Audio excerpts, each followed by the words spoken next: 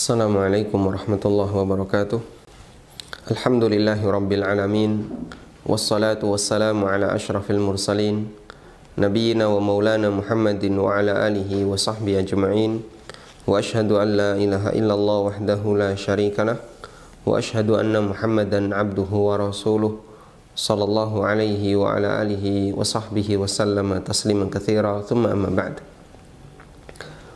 Allahumma 'allimna ma yanfa'una wanfa'na bima 'allamtana warzuqna ilma. Jamaah yang dimuliakan Allah Ta'ala, alhamdulillah kita bersyukur kepada Allah Ta'ala bisa kembali memulai kajian rutin di setiap pagi. Dan insya Allah kajian kita rutin di setiap pagi akan mengupas buku Halal Haram Bisnis Online, buku yang sudah kita sediakan untuk kita bahas di kesempatan pagi hari ini. Dan kita mohon kepada Allah Subhanahu wa taala kemudahan. Billahi nasta'inu wa ilaihi natawakkal. Semoga kita bisa menyelesaikan pembahasan buku ini dengan detail sebagaimana kita telah menyelesaikan buku sebelumnya. Baik, kita langsung membuka bagian muqaddimah tentang fikih jual beli. Atau sebelumnya, Anda yang sudah memiliki buku ini, ada yang edisi pertama dan ada yang edisi kedua. Sebenarnya baik edisi pertama maupun kedua tidak ada perbedaan. Itu yang lebih tepat adalah cetakan yang kedua. Untuk cetakan pertama ada sedikit kesalahan yang itu merupakan typo, yaitu di muqaddimah, bagian muqaddimah Romawi yang ke-7. Bagi Anda yang memiliki buku di cetakan yang pertama, silakan dibuka muqaddimah Romawi 7. Di poin yang keempat, saya menyatakan Allah tidak lupa. Kemudian saya mencantumkan satu ayat di surat Maryam ayat 64, "Wa ma kana rabbuka nasiya." Namun di situ ada terjemahan yang salah. Di situ terjemahannya adalah bahwa Rabbmu itu lupa. Subhanallah dari pernyataan semacam ini. Dan ini terjemahan karena typo, karena kesalahan ketik. Dan kami sudah berusaha untuk mengedit buku ini sebelum di layout. Ada dua editor. Namun qadarullah tetap terlewatkan bagian itu. Semoga Allah Subhanahu wa taala mengampuni kami, dan bagi para jamaah yang sudah memiliki buku, silahkan langsung dikoreksi di halaman Romawi 7. Anda kasih tambahan tidak lupa, bahwa Rabbmu itu tidak lupa. Kemudian yang memiliki buku edisi 2, tertulis edisi 2. Banyak yang bertanya, edisi 2 berarti apakah ini lanjutan dari edisi 1? Jawabannya tidak. Isinya sama saja, hanya saja kita cetak ulang untuk yang kedua kalinya. Mungkin yang lebih tepat adalah tulisannya cetakan yang kedua, bukan edisi yang kedua. Tayyib, kita langsung mulai dengan membaca bagian muqaddimah.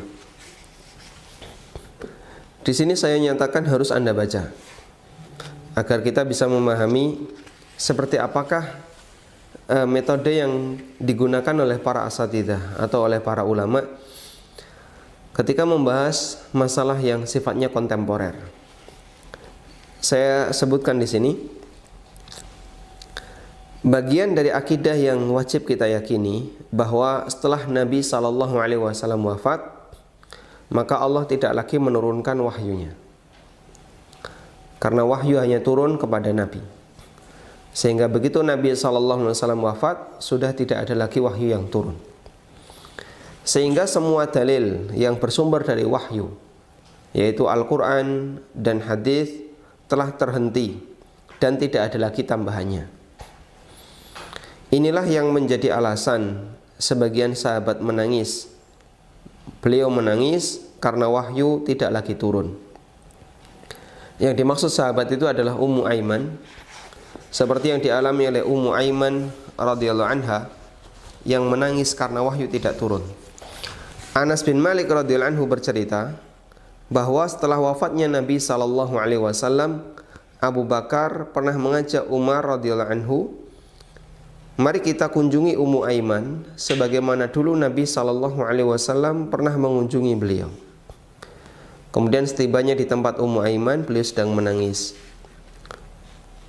Lalu dua sahabat mulia ini bertanya, "Ma yubkiki?" Apa yang menyebabkanmu menangis wahai Ummu Aiman? Bukankah apa yang telah diberikan oleh Allah kepada Rasulnya sallallahu alaihi wasallam adalah yang terbaik? Meskipun Nabi sallallahu alaihi wasallam meninggal dunia, beliau mendapatkan balasan yang terbaik dari Allah Ta'ala. Jawab Ummu Aiman, "Ma abki alla akuna a'lam anna ma 'indallahi khairun li Rasulillahi sallallahu alaihi wasallam."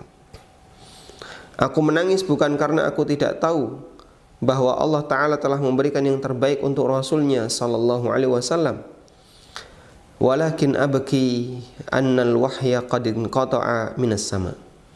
Namun aku menangis karena wahyu telah terputus dari langit. Sehingga karena wahyu itu terputus, maka Ummu Aiman sedih. Konsekuensi dari hal ini adalah ketika wahyu sudah tidak turun lagi, maka tidak ada ayat yang baru dan tidak ada hadis yang baru. Karena itu siapa yang mengklaim ada ayat yang turun setelah wafatnya Nabi SAW, berarti itu Quran palsu. Sebagaimana klaimnya sebagian orang Syiah yang mereka mengatakan bahwa setelah Nabi SAW wafat, Jibril tetap turun untuk menyampaikan wahyu Al-Quran, namun disampaikan kepada Fatimah radhiyallahu anha. Dan dalam rentang waktu sekian, Quran yang diterima oleh Fatimah itu disimpan oleh Fatimah, lalu dibawa oleh salah satu cucu dan keturunan dari Fatimah masuk ke dalam gua yang disebut dengan Gua Sirdab, dan nanti akan muncul yang disebut dengan Mushaf Fatimah. Dan Mushaf Fatimah ini dirahasiakan sampai sekarang dengan alasan bahwa jika Mushaf Fatimah ini dimunculkan, maka nanti Ahlul Bait akan dibantai oleh kaum muslimin. Waliyadu billah, subhanallah, dari apa yang dikatakan oleh orang Syiah ini, yang berarti bahasanya Allah Subhanahu wa Ta'ala memberikan wahyu tambahan kepada Fatimah radhiyallahu anha setelah wafatnya Nabi sallallahu alaihi wasallam. Dan pernyataan Syiah ini cukup banyak bisa kita jumpai di internet.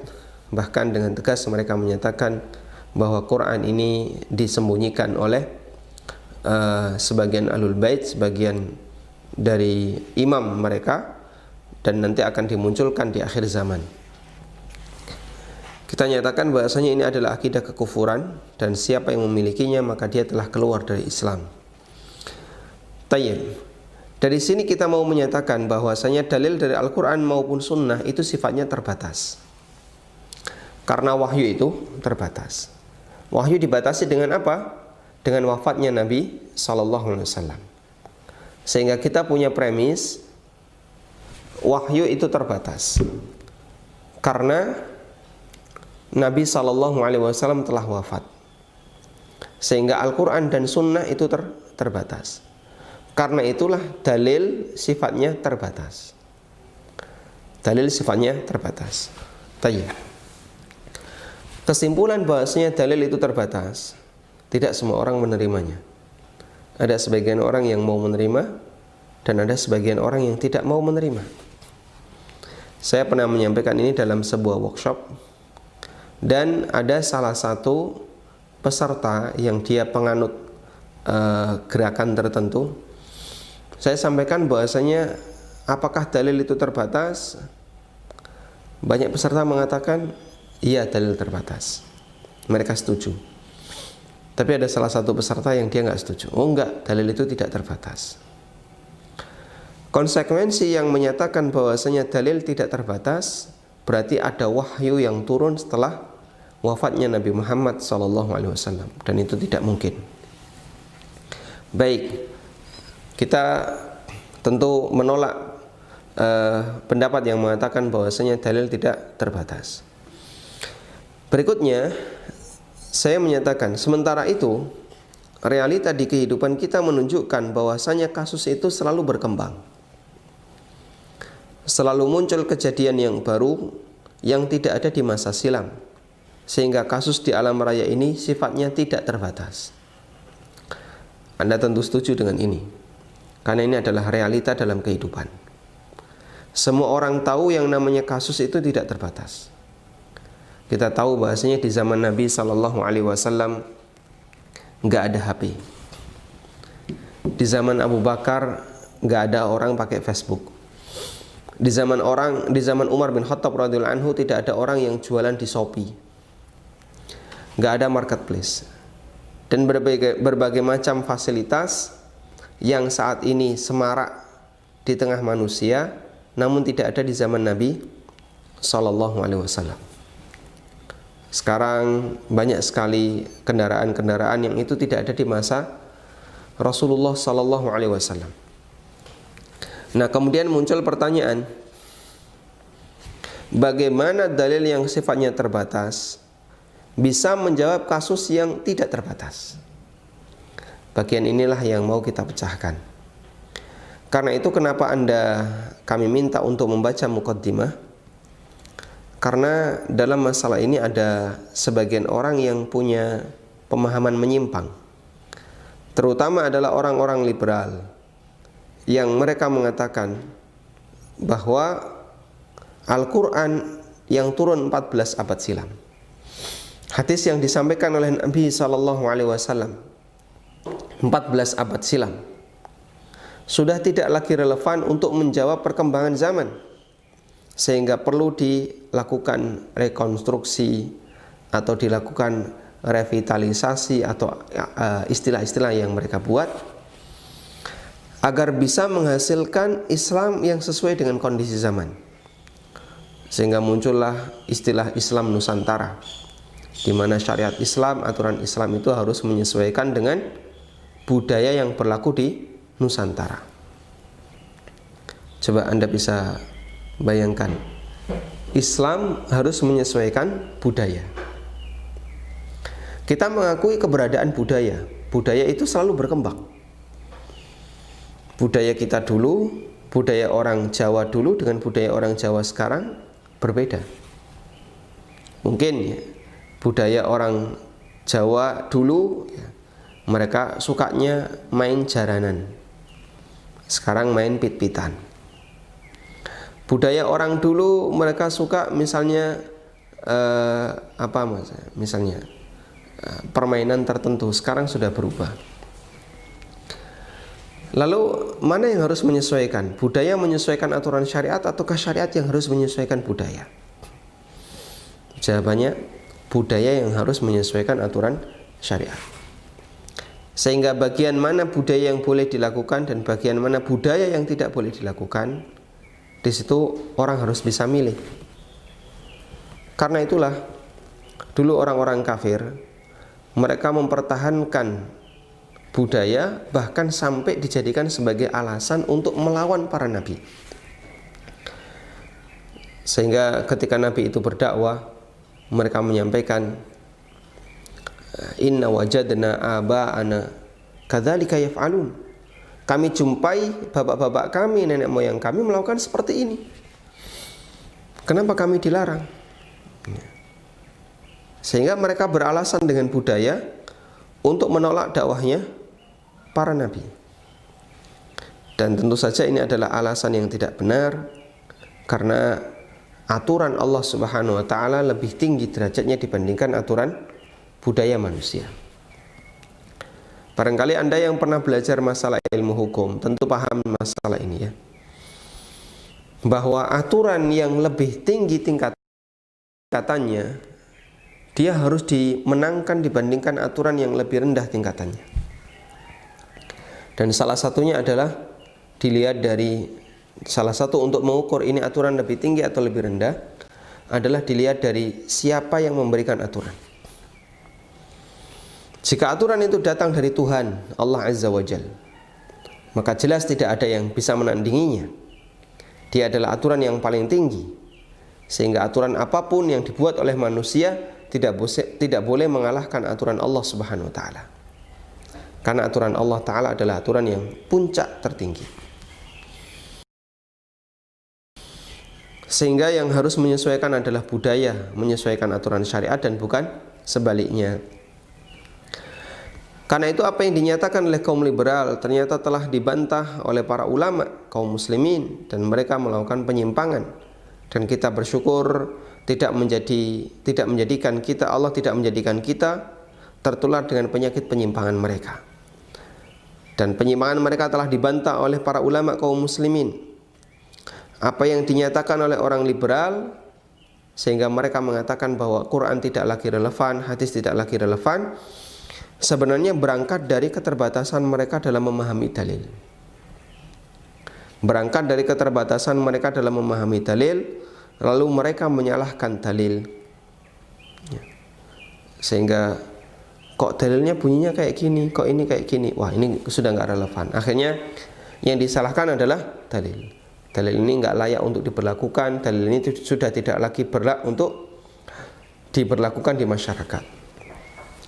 Padahal berangkatnya itu disebabkan karena mereka tidak paham terhadap dalil. Ada satu buku yang ditulis oleh mahasiswa S2 UIN. Buku itu berjudul Menggugat Otoritas Hadis Sahih dalam Bukhari terhadap perkembangan zaman. Jadi menurut beberapa orang UIN, ada beberapa hadis sahih di Sahih Bukhari, di kitab Bukhari, yang dia nampaknya nggak cocok dengan perkembangan zaman. Contohnya, misalnya ada lalat yang masuk ke dalam air, ke dalam minuman. Nabi SAW perintahkan apa? Sebelum diminum, celupkan dulu, kemudian baru dibuang, setelah itu silahkan diminum. Menurut sebagian mereka, ini malah nggak benar. Kenapa? Kalau dicelupkan, itu justru bukan menghindari penyakit, tapi justru malah menambah penyakit. Dan mereka belum punya bukti apakah sayap satunya itu menjadi obatnya ataukah tidak ada obatnya. Contoh yang lain, jika ada anjing yang menjilati wadah yang basah, bejana, yang berisi air, maka untuk membersihkan wadah ini harus dicuci sebanyak 7 kali. Salah satunya menggunakan tanah, air bercampur tanah. Lalu mereka komentar, ini aneh, air bercampur tanah itu justru malah mengotori. Tapi ini kenapa dipakai untuk mencuci anjing yang menjilati atau mencuci wadah yang dijilati oleh anjing? Ya. Padahal kalau tujuannya untuk membersihkan, seharusnya di zaman kita cukup dengan menggunakan sabun atau disemprot dengan desinfektan. Dan komentar yang semisal. Termasuk misalnya Nabi Musa pernah debat dengan Adam, yang itu disebutkan dalam Sahih Bukhari. Ini aneh, kapan dia ketemu? Adam manusia pertama, Musa jaraknya dengan Adam sekian ribu tahun, bagaimana mungkin bisa ketemu? Dan hal-hal yang mereka sampaikan yang menurut logika mereka itu aneh. Padahal itu semuanya tidak aneh, karena kita meyakini bahwasanya Allah Subhanahu wa taala Maha Kuasa atas segala sesuatu. Jika kita yakin bahwasanya Allah Maha Kuasa atas segala sesuatu, akan sangat mudah bagi kita untuk memahami setiap dalil yang menurut logika kita nggak masuk akal. Karena itulah apa yang disampaikan oleh orang liberal, bahwa Allah Subhanahu wa taala atau Al-Quran yang turun 14 abad silam, hadis yang disampaikan oleh Nabi SAW 14 abad silam, tidak lagi relevan dengan perkembangan zaman. Sebenarnya pernyataan ini berangkat dari keterbatasan mereka terhadap dalil. Sehingga yang mereka salahkan adalah dalil. Di tangan para ulama Ahlussunnah, aturan yang Allah sediakan dalam Al-Quran dan Sunnah bisa menjawab semua kasus yang berkembang di masyarakat. Namun sayang, mengingat orang-orang liberal ini tidak belajar Islam dari para ulama, tapi mereka belajar dari orang-orang kafir, sehingga mereka tetap bertahan dalam posisi kerdil dalam memahami dalil, sehingga mereka tidak mau menerima pernyataan dan keterangan dari ulama. Di hadapan orang liberal, Anda membawakan fatwa misalnya Syekhul Islam Ibnu Taimiyah, diketawain, Pak. Di hadapan orang liberal, Anda membawakan fatwa Imam atau Syekh Ibnu Baz, Anda akan diketawain. Atau membawakan fatwa Lajnah Daimah atau Syekh Utsaimin, Anda akan diketawain. Karena mereka menghina para ulama. Dan mereka menganggap para ulama tidak memahami dalil. Padahal hakikatnya adalah mereka sendiri yang tidak paham dalil. Ada salah satu kawan, beliau sudah meninggal rahimahullah, yang beliau mengambil doktoral di salah satu universitas Islam di Indonesia. Dan ketika beliau menulis disertasi, dalam disertasi itu beliau sampaikan, karena beliau ini termasuk salah satu di antara asatidzah Ahlussunnah, beliau sampaikan beberapa dalil yang bersumber dari Al-Quran maupun hadis.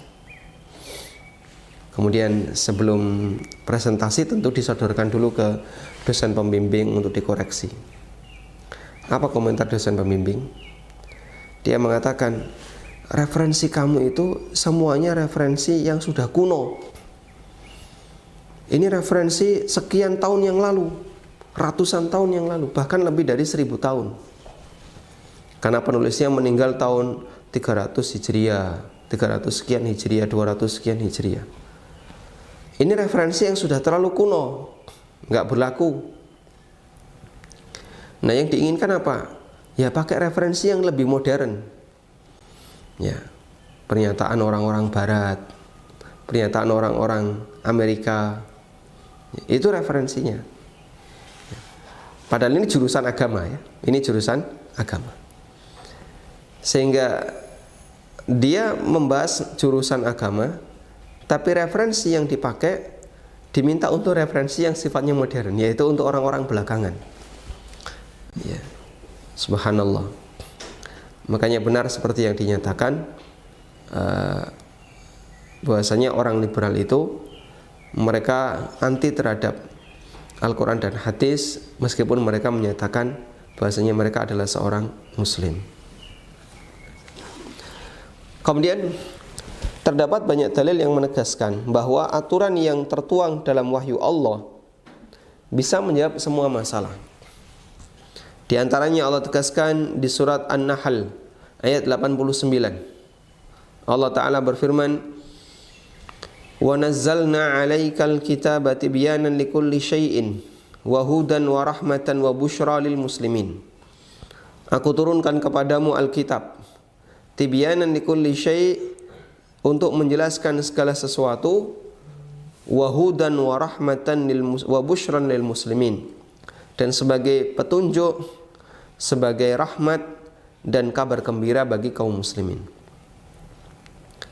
Tolong Anda garis bawahi kalimat kami turunkan kepadamu Alkitab untuk menjelaskan segala sesuatu. Apa yang dimaksud segala sesuatu di sini? Yang dimaksud adalah segala sesuatu yang bisa mendatangkan kebahagiaan bagi manusia di dunia maupun di akhirat.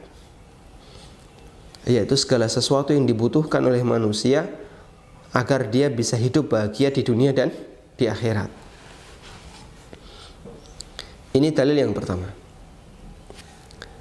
Dalil yang kedua, Allah jadikan Islam itu rahmat bagi seluruh alam. Sebagaimana dalam ayat di surat Al-Anbiya ayat 107, Allah Ta'ala berfirman, "Wa ma arsalnaka illa rahmatan lil alamin." Tidaklah aku mengutusmu wahai Muhammad kecuali sebagai rahmat bagi seluruh alam. Kenapa beliau menjadi rahmat bagi seluruh alam? Pertanyaannya begini. Yang berstatus sebagai rahmat itu fisik Nabi sallallahu alaihi wasallam ataukah syariat Nabi sallallahu alaihi wasallam? Allah mengatakan, "Tidaklah aku mengutusmu kecuali sebagai rahmat bagi seluruh alam." Nah, ketika Nabi sallallahu alaihi wasallam diutus oleh Allah, beliau berwujud fisik dan membawa apa yang diberikan oleh Allah Subhanahu wa taala berupa syariat. Pertanyaannya, yang menjadi rahmat bagi alam itu fisik beliau ataukah syariat beliau? Ya. Mungkin ada sebagian orang yang menjawab, yang menjadi rahmat adalah fisik beliau. Kita tidak menyalahkan seperti ini, karena fisik Nabi sallallahu alaihi wasallam itu rahmat. Dalam arti fisik beliau bisa dijadikan sebagai sumber tabarruk. Karena itu rambut Nabi sallallahu alaihi wasallam yang dibawa oleh sahabat bisa dipakai untuk obat. Kemudian selimut Nabi sallallahu alaihi wasallam yang beliau tinggalkan setelah beliau wafat dipakai oleh sebagian sahabat untuk pengobatan. Sehingga fisik beliau bisa menjadi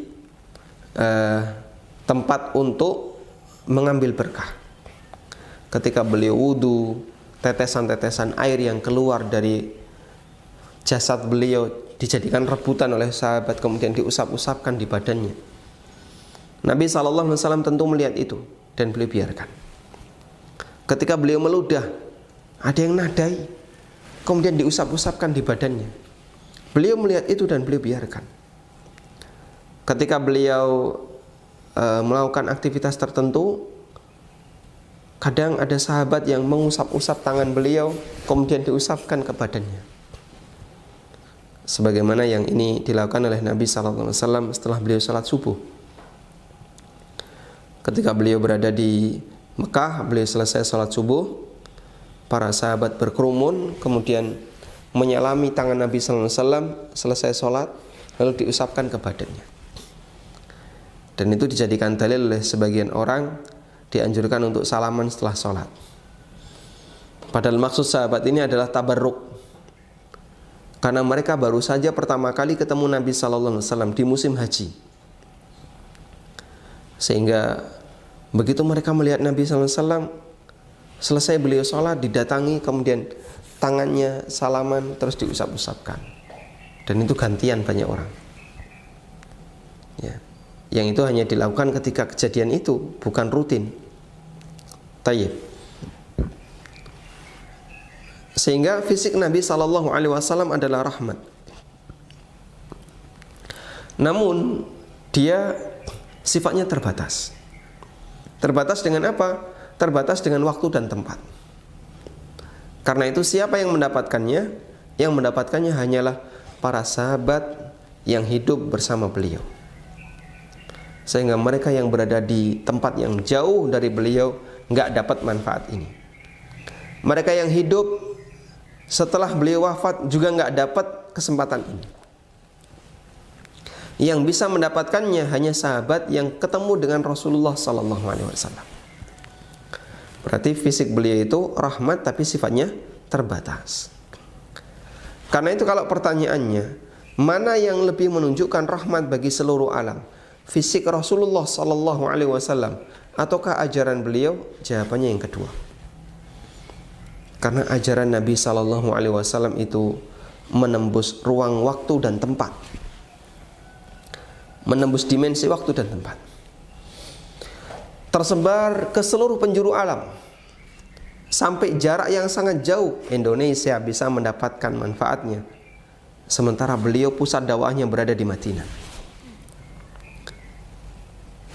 Sehingga tempat yang jauh sekalipun bisa terjangkau. Mereka yang tinggal di Amerika bisa mendapatkan hadis dari Nabi sallallahu alaihi wasallam. Mereka yang tinggal di belahan bumi yang lainnya bisa mendapatkan hadis Nabi sallallahu alaihi wasallam. Tidak dibatasi oleh waktu. Demikian pula tidak dibatasi oleh tempat. Dan itu yang menunjukkan bahasanya inilah rahmatan lil alamin yang sebenarnya. Karena itu jika orang menganggap bahwasanya wahyu sudah tidak lagi relevan dan hanya cocok untuk diterapkan di zaman Nabi SAW, berarti itu sama halnya dia menganggap bahwasanya wahyu itu telah gagal untuk menjadi rahmat bagi seluruh alam. Apabila orang-orang liberal mengatakan bahwa wahyu sudah tidak lagi relevan bagi kehidupan manusia, berarti itu sama halnya mereka mengatakan bahwa wahyu yang Allah turunkan gagal untuk menjadi rahmatan lil alamin. Tayyib. Kemudian yang ketiga, Allah Maha tahu dengan detail semua perbuatan hambanya, karena Dia mengetahui dan meliputi semua yang terjadi di alam raya ini. Allah Ta'ala berfirman, ala innahu bikulli syai'im muhit. Ketahuilah bahasanya Allah Ta'ala maha meliputi segala sesuatu, meliputi ilmunya, meliputi kekuasaannya, sehingga tidak ada yang keluar dari ilmu Allah dan tidak ada yang keluar dari kekuasaan Allah. Semua telah Allah ketahui. Allah tahu apa yang telah terjadi, apa yang sedang terjadi, dan apa yang belum terjadi. Dan Dia tahu bagaimana yang belum terjadi itu ketika berproses akan terjadi.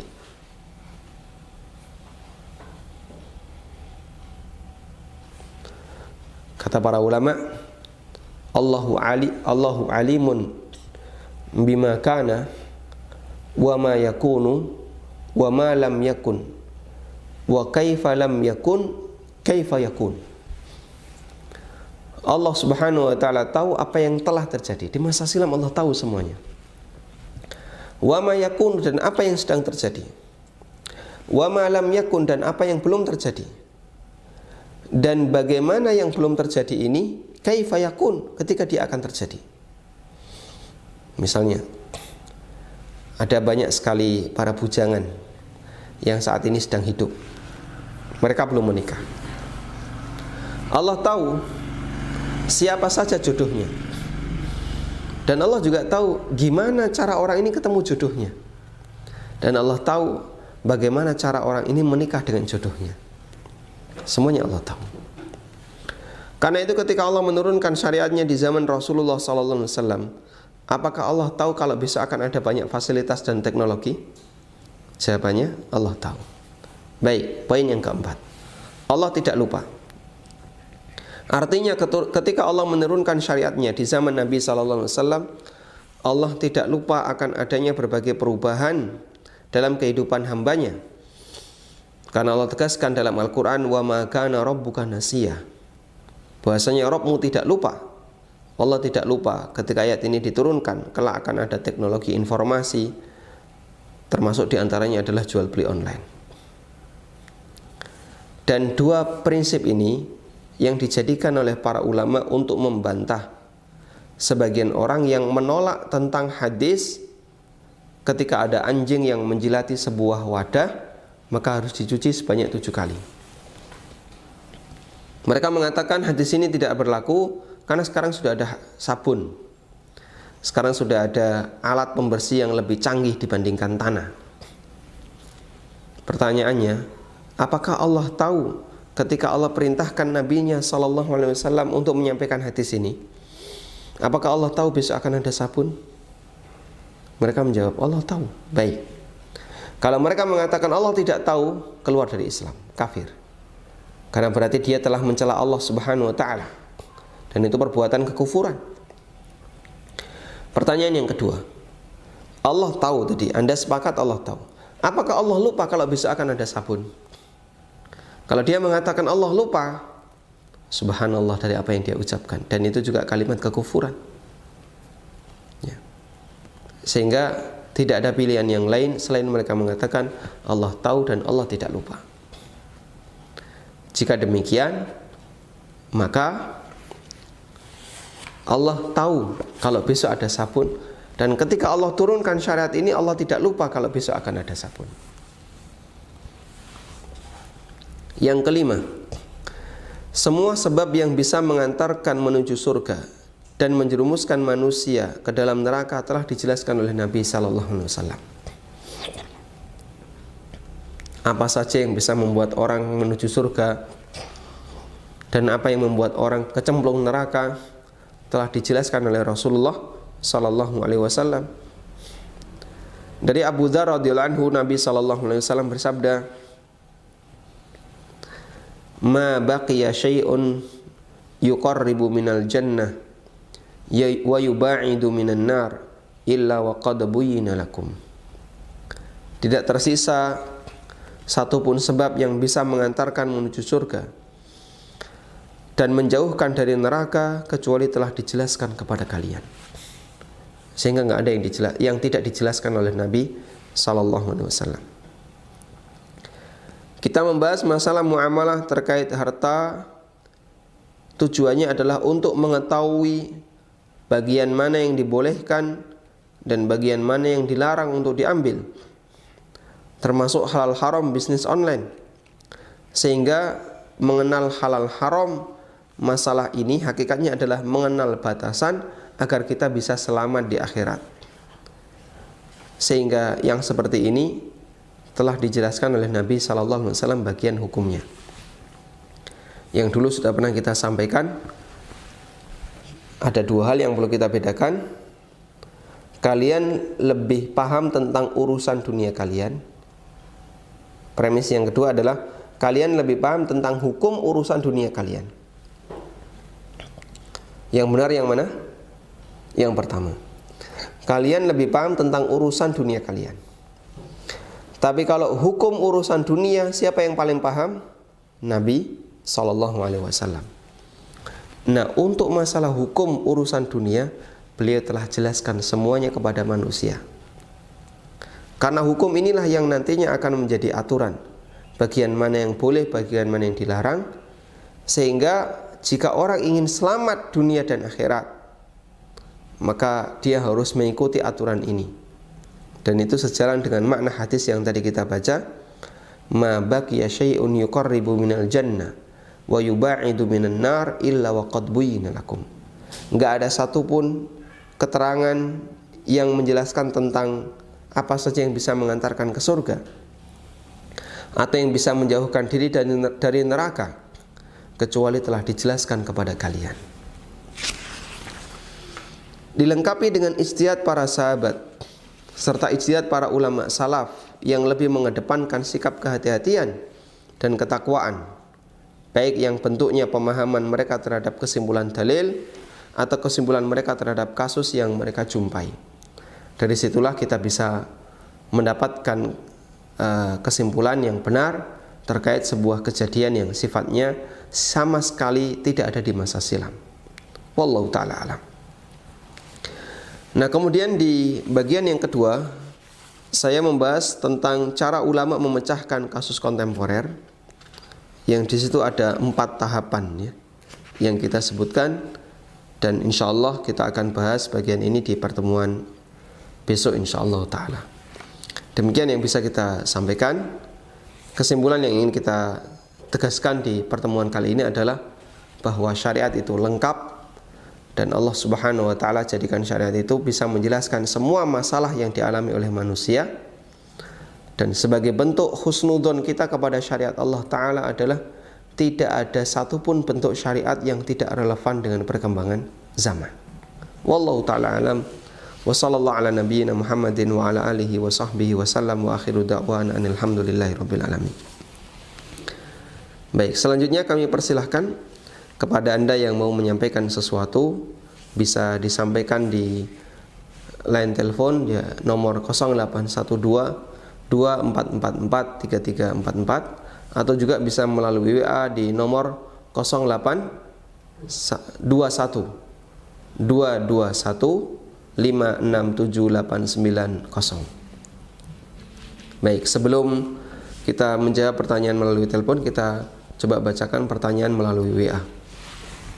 Pertanyaan dari sahabat Samda TV, Mariama Setiawan.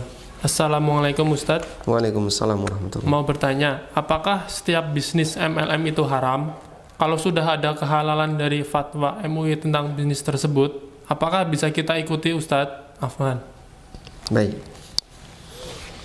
Sambil kita angkat penelpon yang pertama. Putus ya. Apakah setiap bisnis MLM itu haram? Ataukah ada bagian MLM yang diperbolehkan? Karena ada fatwa MUI yang membolehkan MLM. Bahkan ada MLM yang sudah mendapatkan sertifikat halal. Baik. Mohon Anda bedakan antara produk dengan sistem.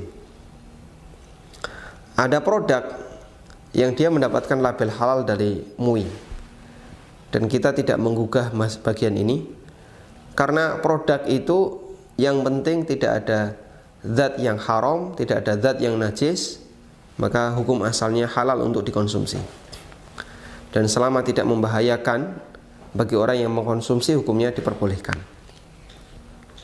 Itu kalau sifatnya produk. Namun untuk sistem, maka di sini perlu kita lihat bagian mana yang boleh, bagian mana yang dilarang. Dan tidak semua sistem MLM yang ada di negara kita, bahkan di dunia, dia memenuhi standar syariat. Sehingga yang kita bahas adalah bagian sistemnya, bukan bagian produknya. Insya Allah nanti kita akan sebutkan seperti apakah MLM yang diperbolehkan. Tayyib. Kita coba angkat penelpon berikutnya. Silahkan. Assalamualaikum warahmatullahi wabarakatuh. Waalaikumsalam warahmatullahi wabarakatuh. Afwan Ustaz, ana mau bertanya masalah jual beli. Silakan Bapak. Ana ini ada buka jual beli atau kredit barang Ustaz. Jadi gini, sistem ana tuh gini.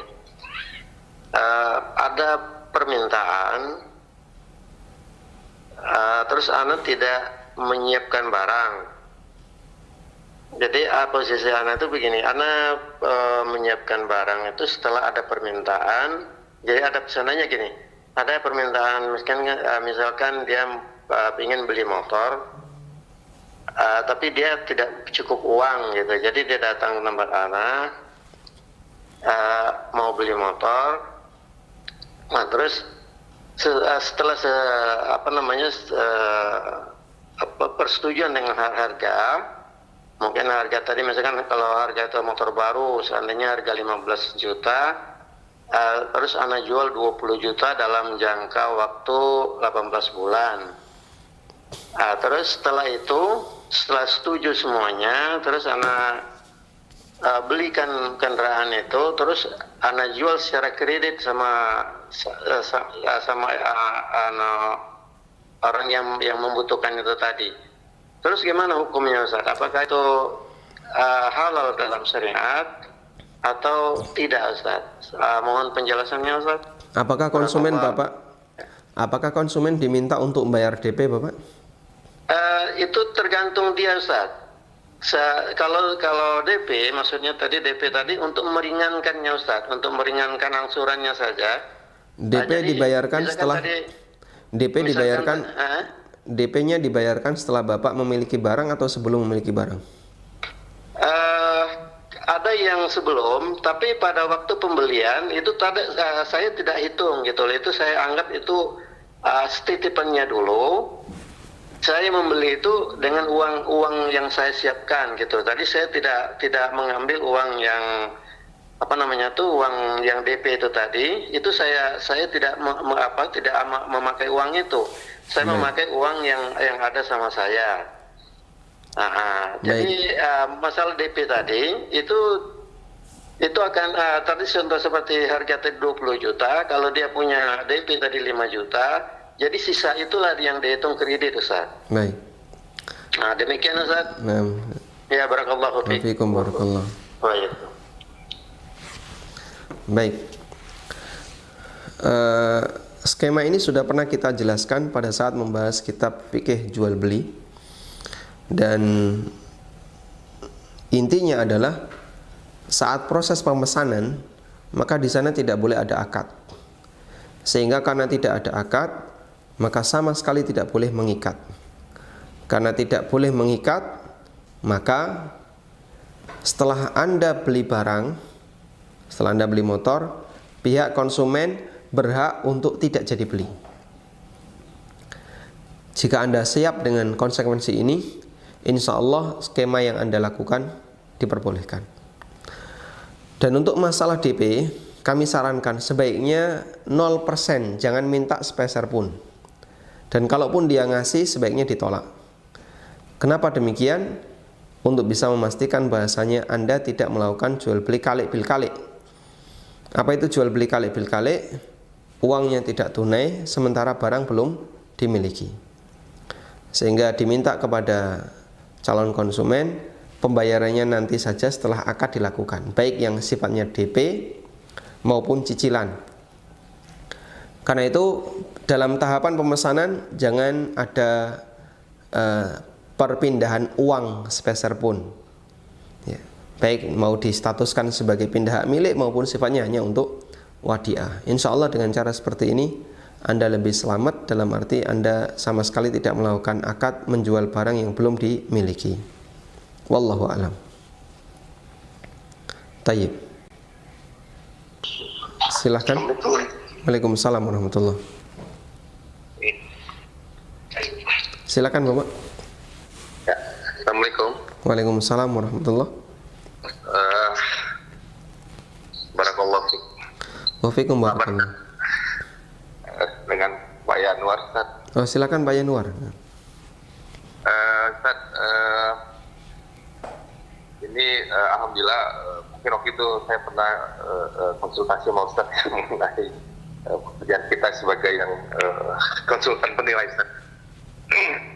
Karena udah hijrah, sudah mendirikan yang insya Allah yang lebih besar ini. Cuman masalahnya begini,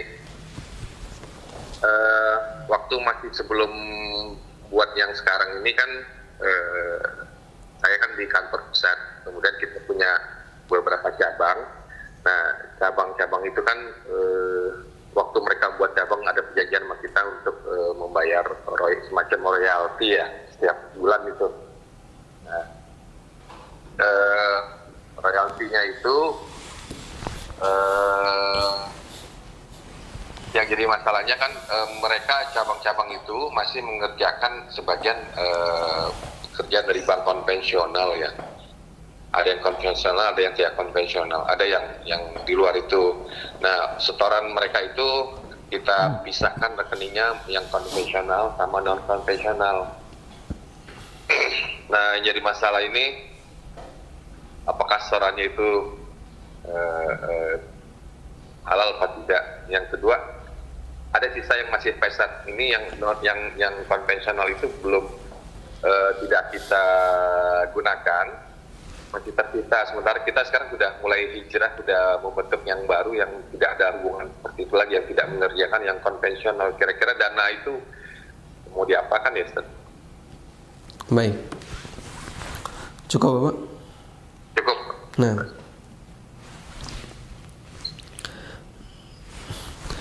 baik, coba kita buat penjelasan secara tertulis ya. Lama kita tidak menulis. Tadi ada pertanyaan tentang MLM ya. Kapan sebuah MLM itu dikatakan memenuhi standar syariat dan kapan tidak memenuhi standar syariat? Tayyib.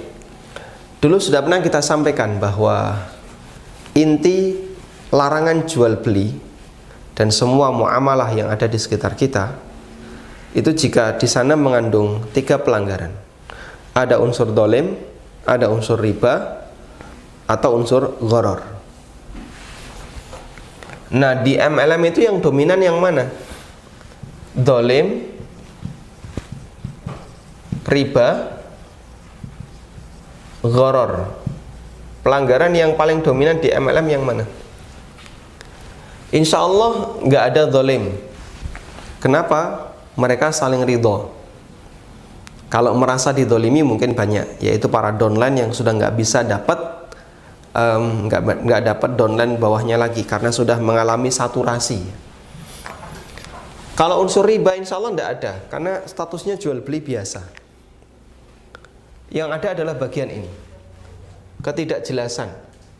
Gharar inilah yang dominan dalam MLM. Karena itulah inti dari MLM, mana yang boleh mana yang tidak adalah pertanyaannya, ada nggak ghararnya? Kalau nggak ada ghararnya boleh, kalau ada ghararnya hukumnya dilarang. Nah, cara untuk meneliti ada ghararnya ataukah tidak gimana? Cara untuk mengetahui ini ada gharar atau tidak gimana? Dulu sudah kita bahas tentang teori iwad dan muawad, ya.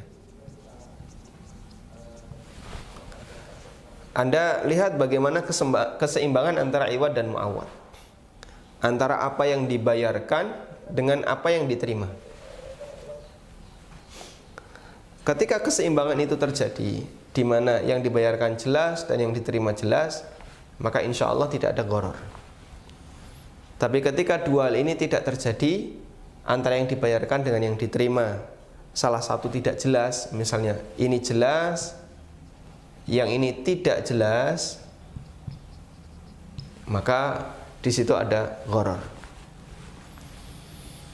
Nah, salah satu cara yang ini sifatnya hanya menurut yang saya ketahui, ya. Salah satu cara untuk mengetahui adanya keberadaan gharar adalah beberapa indikator ini, ya. Pertama, fee referral. Satu, ketika di sana ada fee referral, itu biasanya mengandung gharar yang sangat jelas.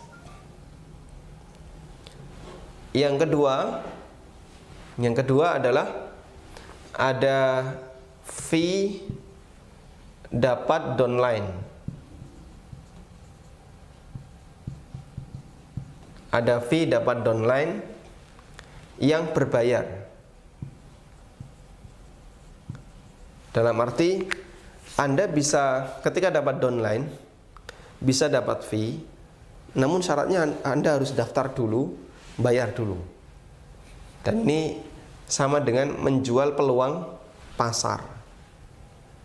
Dan peluang tidak boleh diperjualbelikan. Kemudian yang ketiga, nilai produk tidak sebanding dengan biaya daftar, biaya member, ya.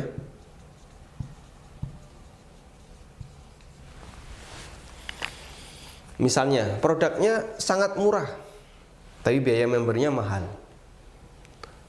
Kenapa orang mau untuk beli itu? Karena sebenarnya yang dia inginkan ini. Yang dia inginkan adalah fee referral atau fee dapat downline namun sifatnya berbayar. Dan jika ada tiga hal ini, maka Anda bisa nyatakan bahasanya MLM itu mengandung gharar. Tapi kalau nggak ada ini, insya Allah tidak masalah. Ya. Misalnya kalau nggak ada itu gimana, Pak? Tidak ada fee referral, ya. Nggak ada fee dapat downline yang sifatnya berbayar. Nilai produk sebanding dengan biaya yang biaya daftar member misalnya, maka insya Allah ini MLM yang diperbolehkan.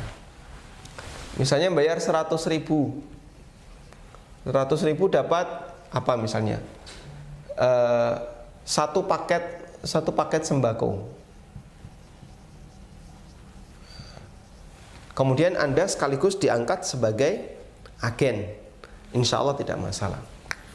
Karena pemasaran berjenjang itu tidak dilarang. Pemasaran berjenjang tidak dilarang. Seperti kemarin yang sudah kita sampaikan, ada kasus yang diceritakan oleh Syekhul Islam. Ada dalal yang dia memiliki banyak tim dalal, ya. Ini dalal-dalal bawahannya ini adalah tim tambahan yang dia miliki. Dan dalal sebagai orang yang memaklari penjualan barang, dia boleh mensubkon ke maklar-maklar yang lain. Dan seperti ini kata Syekhul Islam, selama diizinkan oleh tajir, tajir itu berarti pemilik barang, selama ini mengizinkan, hukumnya diperbolehkan. Kalau nggak diizinkan, ulama beda pendapat apakah ini boleh ataukah tidak. Intinya pemasaran berjenjang itu tidak dilarang. Yang bermasalah adalah ketika ada orang yang mau memasarkan secara berjenjang, dia harus bayar dulu. Sementara ketika dia bayar, belum tentu bisa dipastikan apakah dia nanti bisa dapat fee ataukah tidak. Dan itulah yang menjadi sumber gharar dalam MLM.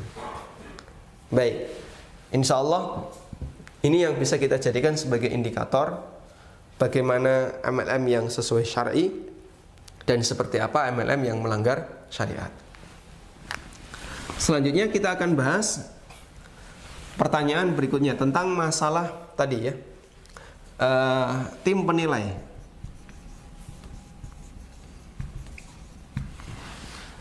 Yang bertugas untuk melakukan appraisal terhadap beberapa objek.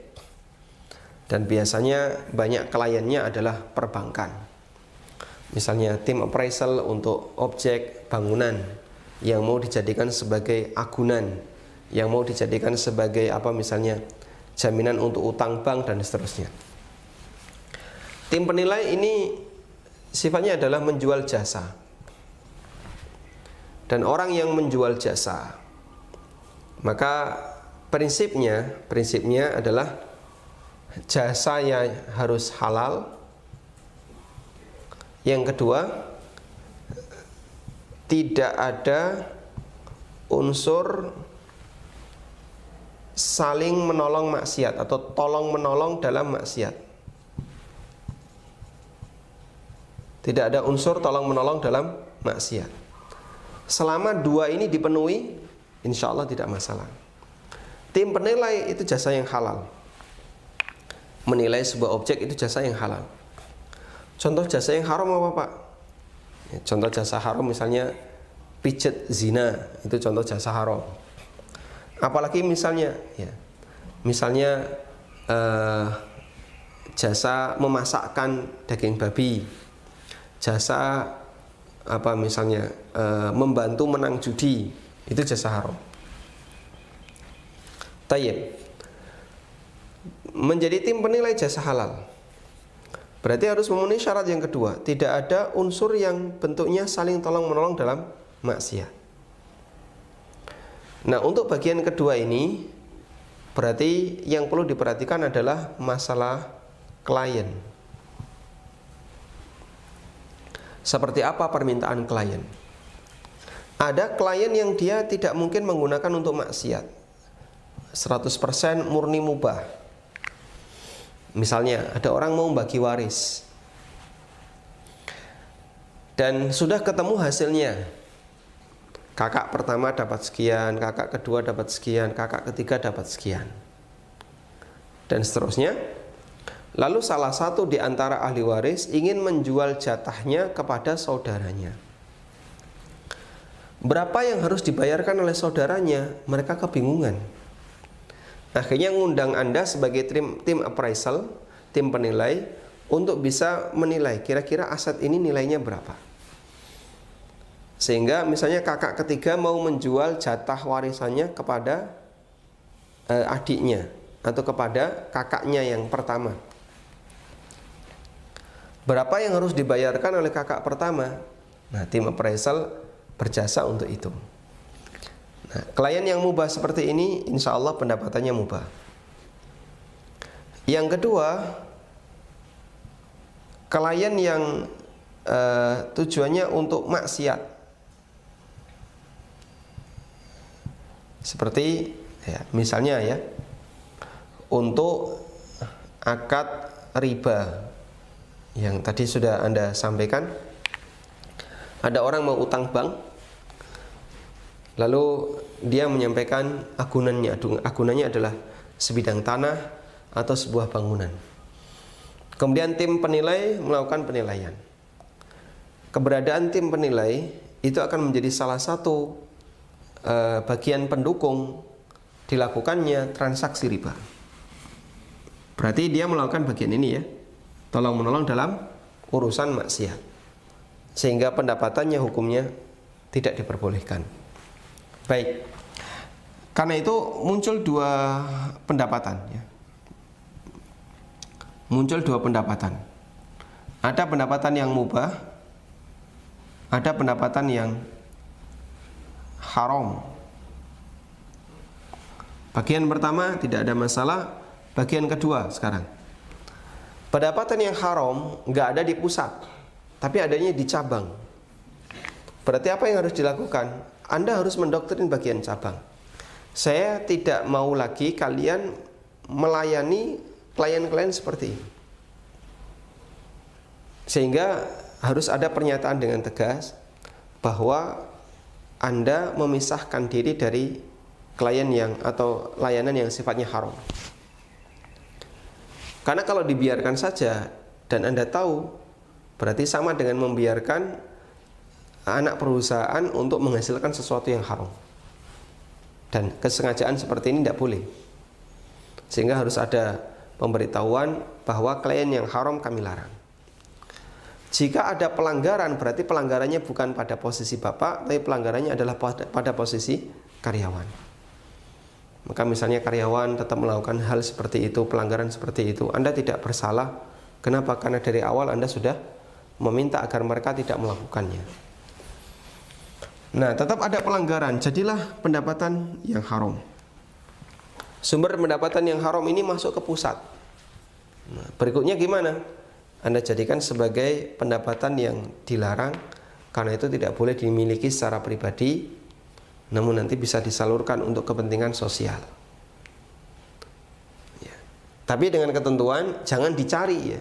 Ini sifatnya adalah di luar kesengajaan pusat, karena pusat sudah memberikan doktrin kepada para cabang, jangan lagi menerima klien seperti itu, tapi tetap ada misalnya, maka bagian ini harus dibersihkan, tidak boleh diterima. Wallahu ta'ala alam.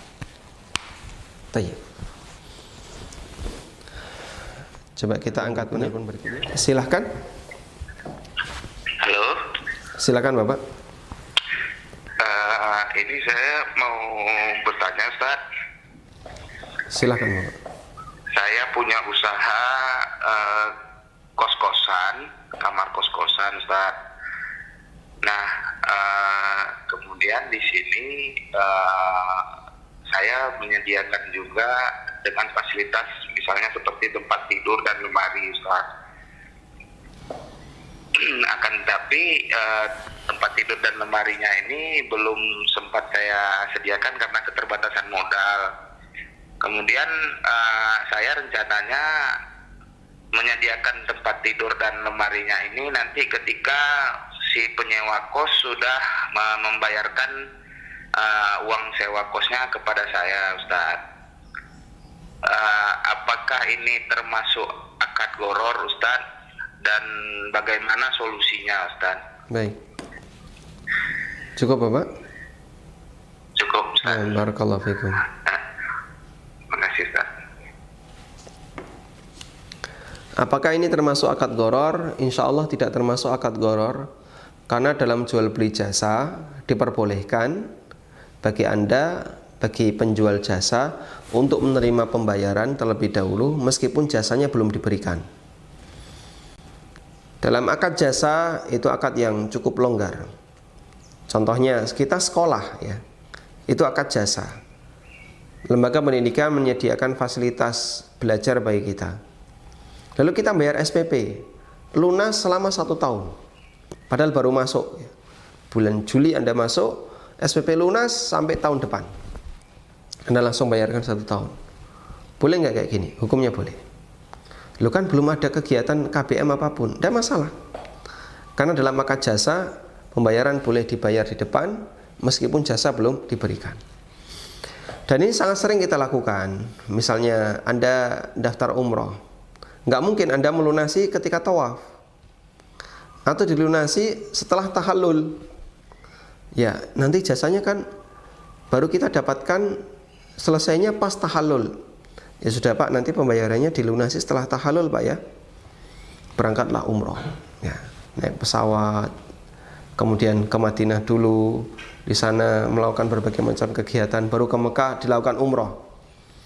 Selesai sa'i, mampir ke barbershop, tahallul. Mas, alhamdulillah jasa umroh sudah saya dapatkan, ini saya bayar. Nggak bakalan terjadi kayak gitu. Rata-rata ya, travel itu meminta pembayaran lunas sebelum keberangkatan. Ada pembayaran setelah keberangkatan, tapi kan sifatnya umroh kredit ya. Kadang ditalangi dulu oleh bank, kadang ditalangi dulu oleh BMT dan seterusnya. Tayyib. Sehingga tidak jadi masalah ketika Bapak menerima pembayaran dulu dari orang yang mau ngekos, kemudian hasil uang pembayaran itu Bapak gunakan untuk beli beberapa fasilitas seperti kasur atau perlengkapan yang lainnya, lemari, dari uang yang sudah dibayarkan oleh orang yang mau ngekos. Wallahu ta'ala alam. Nah, baik, kita anggap ini pertanyaan yang terakhir. Silahkan. Assalamualaikum Ustaz. Waalaikumsalam warahmatullahi. Silakan Bapak. Izin bertanya Ustaz. Kalau untuk asuransi pengiriman itu gimana Ustaz? Kadang itu kan ada batasan, misalkan untuk pengiriman barang di atas harga 1 juta atau 2 juta itu kan ada biasanya diwajibkan untuk asuransi di jasa pengiriman. Baik. Nah itu gimana Ustaz? Apakah kita wajib ikuti atau kita cari jasa yang lain Ustaz? Tayyib. Terima kasih Ustaz. Jazakumullah khairan Ustaz. Wa jazakumullah khairan. Barakallahu fikum. Pembahasan tentang asuransi pengiriman di buku ini sudah saya kupas mulai dari halaman 123 ya, sampai 130. Di situ ada pembahasan tentang asuransi pengiriman barang yang itu sebenarnya akad bermasalah. Namun bagi sebagian kurir, mereka mewajibkan kalau nilainya di atas sekian wajib diasuransikan. Sehingga bagaimana jika tidak bisa kita hindari, padahal kita sudah berusaha untuk tidak mengasuransikannya. Tapi kurir tahu ini barang mahal. Misalnya HP atau laptop yang mau tidak mau pasti akan diasuransikan. Dan insya Allah akan kita bahas ya, karena kajian kita belum sampai pada halaman 123. Wallahu ta'ala alam, demikian yang bisa kita sampaikan. Mohon maaf jika ada banyak kekurangan. Dan sekali lagi kita mohon kepada Allah Subhanahu wa taala kemudahan. Semoga kita bisa menyelesaikan buku ini, karena ketebalannya nampaknya sama seperti buku yang sebelumnya, yaitu pengantar fikih jual beli. Kita membutuhkan waktu yang cukup panjang. Pengantar fikih jual beli kemarin kita selesaikan dalam 40 pertemuan. Semoga ini bisa kita selesaikan dengan memohon pertolongan dari Allah Subhanahu wa taala, dan kami harap Anda bisa bersabar untuk terus mengikutinya. Wassallallahu ala nabiyyina Muhammadin wa ala alihi wa sahbihi wasallam. Wa akhiru da'wana alhamdulillahi rabbil alamin. Wassalamualaikum warahmatullahi wabarakatuh.